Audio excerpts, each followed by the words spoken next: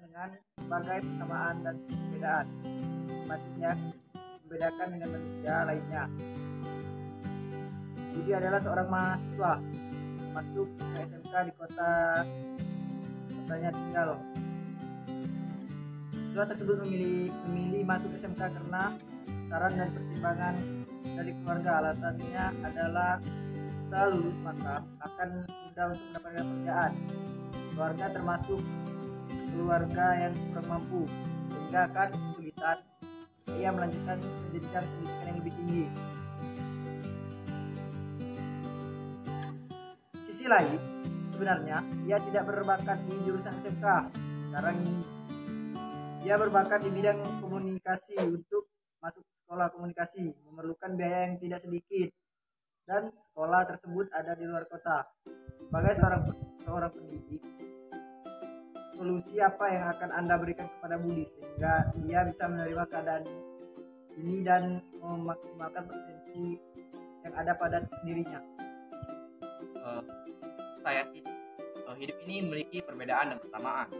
Bagi mereka yang mampu, mereka akan kebutuhannya akan cukup. Bagi mereka yang tidak mampu, maka mereka akan menyesuaikan keadaan. Kadang di semua itu kita ada semuanya, yaitu selalu bersyukur. Seperti apa yang diceritakan oleh seorang Budi harus menerima keadaan karena faktor ekonomi, harus memilih sekolah yang tidak dia inginkan. Tapi di balik itu, seandainya kita sebagai seorang pendidik, kedepannya seorang guru, hal apa yang akan kita lakukan kepada seorang Budi? Seandainya siswa kita ada seperti seorang Budi. Jadi yang pertama, kita harus memberi perhatian dan bimbingan pada seorang anak tersebut, karena perhatian dan bimbingan sangat dibutuhkan pada anak yang ingin melanjutkan sekolah yang tidak ia minati, karena basicnya bukan di sana. Karena seorang Budi tadi harus menyesuaikan keadaan karena faktor ekonomi yang tidak mendukung. Karena anak tersebut harus diberi bimbingan yang lebih pada guru. Karena kita kedepannya menjadi seorang guru harus membimbing anak tersebut supaya anak tersebut kedepannya akan terbimbing. Dengan adanya bimbingan, maka anak tersebut akan terbiasa dengan keadaan seperti itu. Dan lama-kelamaan seorang Budi akan mengeluarkan basicnya di sekolah tersebut yang tidak dia minati. Selanjutnya, menjalin kerjasama dengan orang tua. Hal ini juga sangat dibutuhkan. Seandainya kita sebagai seorang guru, kedepannya kita harus kerjasama kepada orang tua dari seorang anak tersebut. Seandainya anak tersebut memiliki sifat seperti seorang Budi yang tidak mengerti apa-apa dari sekolah yang akan dia melanjutkan. Selanjutnya, kita sebagai seorang pendidik itu harus bekerja sama dengan seorang orang tua dari anak tersebut, karena kerjasamalah yang sangat penting, di mana seorang tua harus mendengarkan apa yang ada pada hati si anak tersebut. Kemudian seorang guru harus memahami juga dari permasalahan anak tersebut. Yang kedua, yang ketiga itu mungkin motivasi anak, di mana hal yang dibutuhkan, karena motivasi anak tersebut harus dikuatkan. Akan terbiasa ke depannya, anak tersebut akan terbiasa dengan adanya motivasi dari seorang guru, motivasi dari seorang orang tua, dan motivasi dari teman-temannya. Dengan hal itu juga depannya anak tersebut akan yakin dengan apa yang telah dipilih orang tuanya dengan keadaan yang tidak mendukung. Jadi hal itu tersebut motivasi juga sangat dibutuhkan untuk semangat belajar bagi anak tersebut. Seorang siswa, sebut saja namanya Andi, merupakan seorang siswa SMK sebuah kota besar Pulau Sumatera.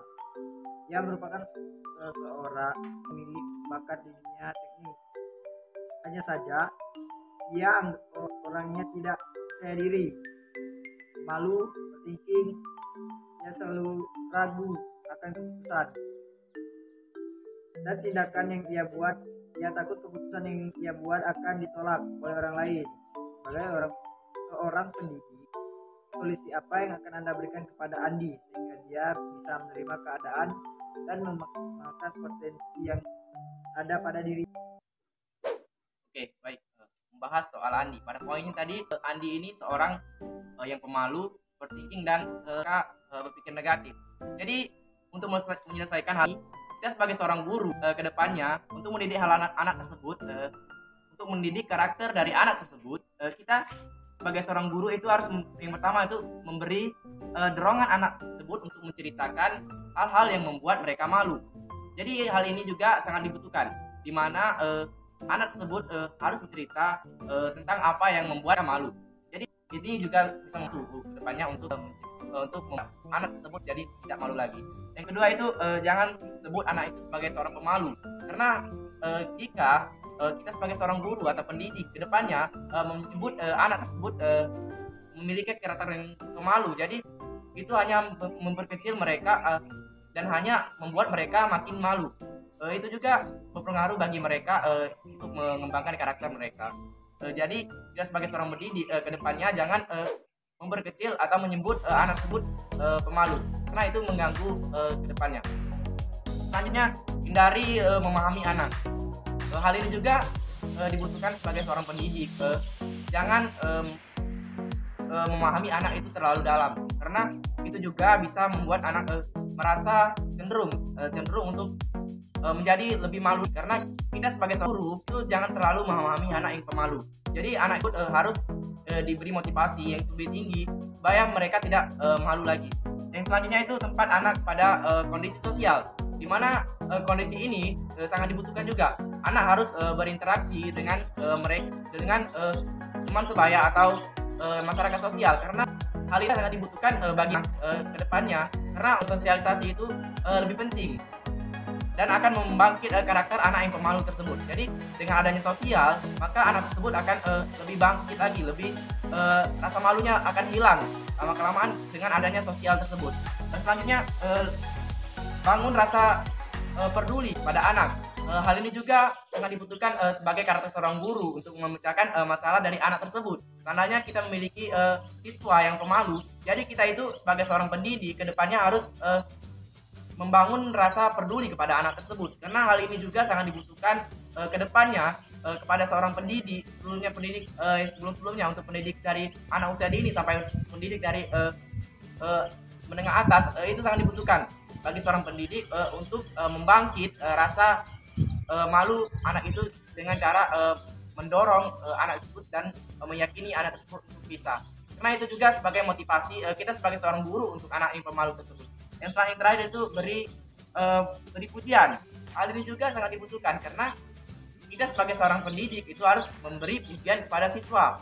Karena siswa tersebut dengan adanya pujian, maka siswa tersebut akan lebih percaya diri lagi. Hal ini juga akan membangkit rasa malu tersebut dan akan menghilangkan rasa malu tersebut kepada sesama mereka. Jadi dengan adanya pujian, kita sebagai seorang guru harus memuji anak tersebut dengan membangkitkan rasa percaya diri kepada anak tersebut, karena dengan adanya pujian tersebut itu kita bisa membuat mereka lebih percaya diri lagi dan mereka lebih bersemangat lagi untuk belajar. Itu sebagai juga motivasi kita sebagai untuk mendidik seorang anak.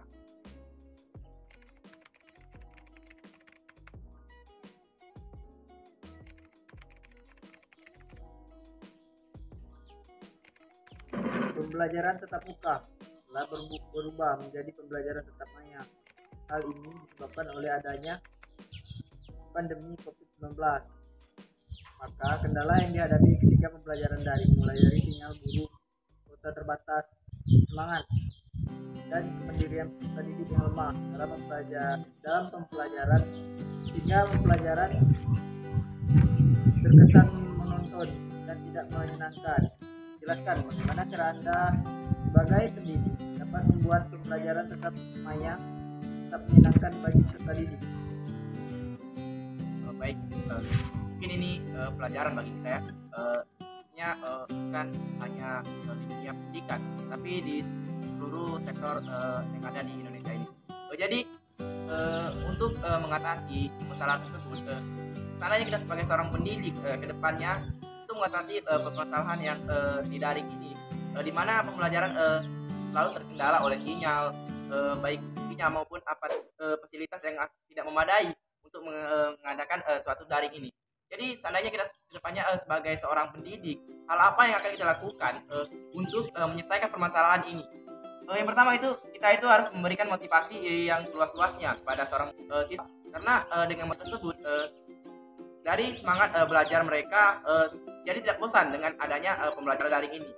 Jadi saya di sini mencontohkan dari seorang dosen saya yang terfavorit, yaitu Bapak El Fahmi, di mana beliau itu mengajar memiliki metode pembelajaran yang sangat luar biasa, di mana beliau juga bisa mengatur di mana waktunya untuk belajar dan di mana waktunya untuk bercerita.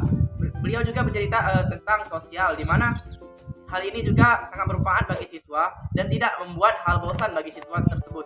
Karena dengan adanya metode ceramah ini atau metode bercerita kepada seorang siswa, jadi hal itu tidak terpaku pada pemateri. Jadi jika siswa tersebut merasa bosan dengan dengan pelajaran secara daring ini, jadi kita sebagai seorang pendidik kedepannya harus mengajak siswa tersebut dengan bercerita atau mengajak membuat kuis atau yang lebih menyenangkan lainnya. Dengan hal itu, jadi pembelajaran secara daring ini tidak terlalu bosan dan tidak kesannya untuk menonton, karena dengan adanya pembelajaran atau metode pembelajaran seperti itu, kita bisa diterapkan kepada seorang siswa agar pembelajaran secara daring ini tidak membosankan dan tidak dan membawa pengaruh baik ke depannya. Contohnya seperti ini, ketika kita bisa membuat siswa dengan membuat siswa lebih baik atau membuat siswa lebih semangat lagi belajarnya dengan metode yang kita berikan secara daring ini, maka kedepannya siswa tersebut merasa bahwa hari ini atau minggu depan ada pelajaran bapak yang kita minati. Jadi siswa tersebut merasa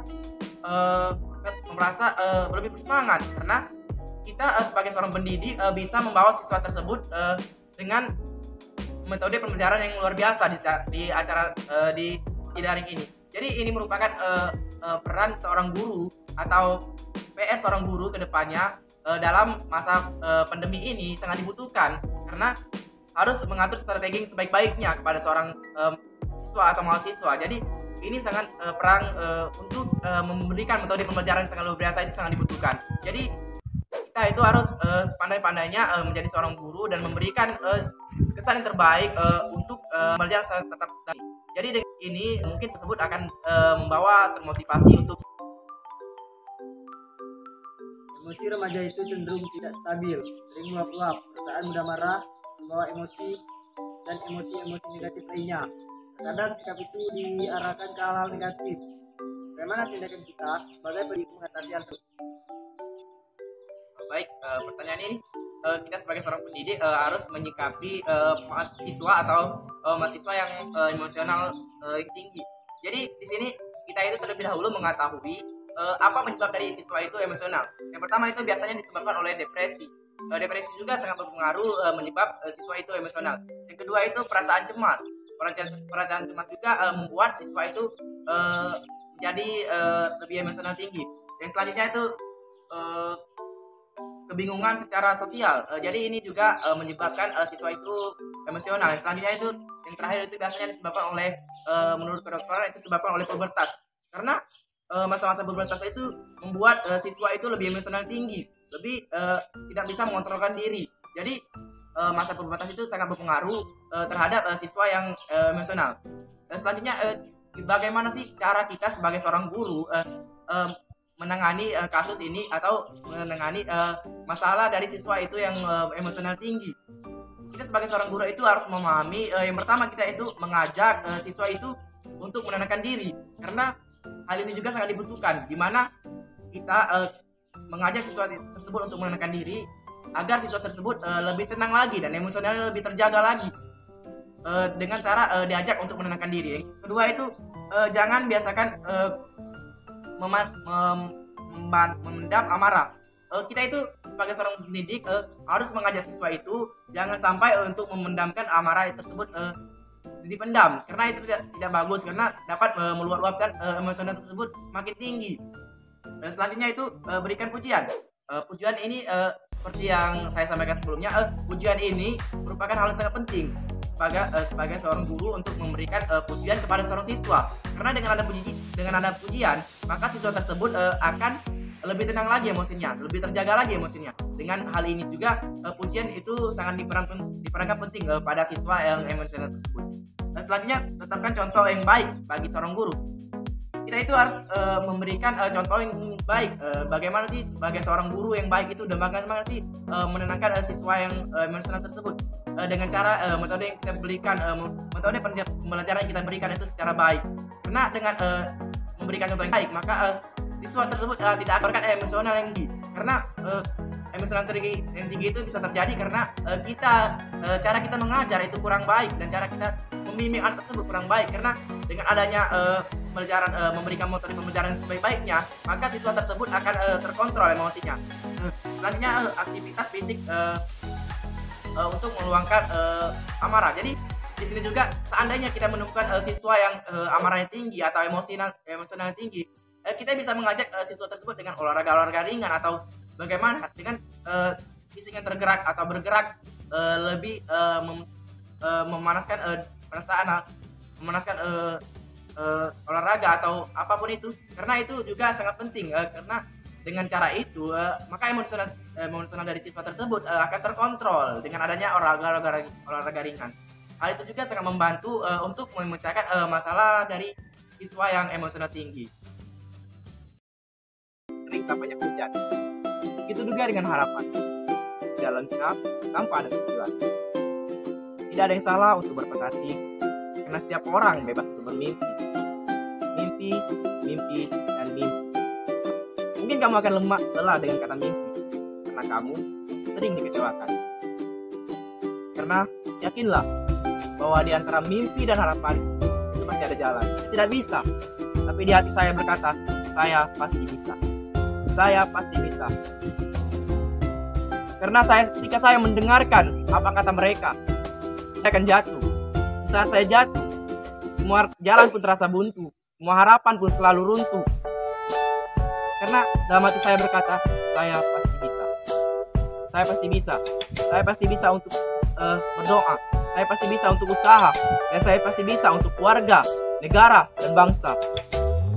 Cuma saya berkata dalam hati saya pasti bisa.